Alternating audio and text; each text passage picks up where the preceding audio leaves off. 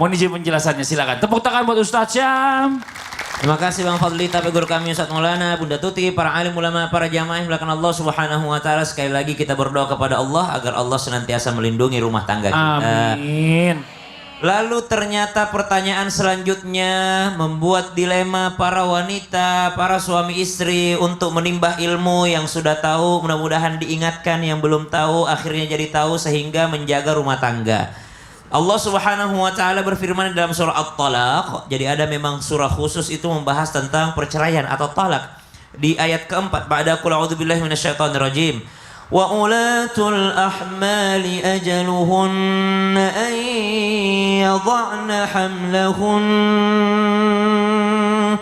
Dan perempuan yang hamil itu masa iddahnya adalah sampai melahirkan. Dari sini diambil hukum bahwasanya ternyata orang hamil pun kalau dijatuhi talak maka jatuh talaknya. Apa bedanya perempuan hamil dengan perempuan tidak hamil ketika diceraikan? Bedanya adalah masa iddahnya. Perempuan yang hamil ketika dia diceraikan, ketika dia ditolak, maka jatuh tolaknya, tidak gugur, tetap jatuh tolaknya, dan masa iddahnya adalah sampai ia melahirkan. Nah, ketika dia sedang hamil, maka beda lagi perlakuannya terhadap wanita yang tidak hamil. Apa perlakuannya? Selama dia masih dalam keadaan hamil, meskipun dia sudah diceraikan sama suaminya, suaminya tetap menanggung segala jenis persalinannya, nafkahnya, pakaiannya, makanannya, kepengurusan selama hamilnya. Jadi biaya-biaya USG-nya tetap suami yang nanggung.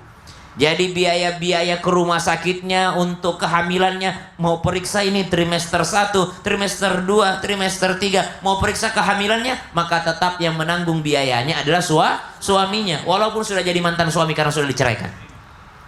Tetap nanti kalau dia bersalin melahirkan biaya-biayanya, baik itu lahirannya adalah melalui jalurnya ataupun dia melalui operasi, maka semua yang menanggung adalah suaminya. Karena itu tetap wajib dalam surah At-Talaq ayat 6, kewajiban seorang suami terhadap istrinya meskipun sudah diceraikan. Maka tidak ada satu hukum Islam pun yang menzalimi baik pihak suami ataupun istri, baik pihak orang tua ataupun anak. Seluruh umat manusia dalam hukum Islam, semua umatnya maka mendapat perlakuan yang adil dari Allah Subhanahu wa taala. Islam datang untuk mengangkat derajat wanita. Kok bisa ada seorang suami yang tega menceraikan istrinya dalam keadaan hamilnya? Terlepas daripada mungkin ada seorang istri yang memang sudah kelewatan perlakuannya dalam rumah tangga, misalnya dia berkhianat terhadap suaminya atau dia melakukan dosa besar, maka subhanallah itu tetap hak suami untuk menceraikannya. Tapi kalau diceraikan dalam keadaan hamil, jatuh talaknya, akan tetapi tetap dinafkahi sampai ia melahirkan dan masa iddahnya sampai melahirkan. Nah, pertanyaan selanjutnya,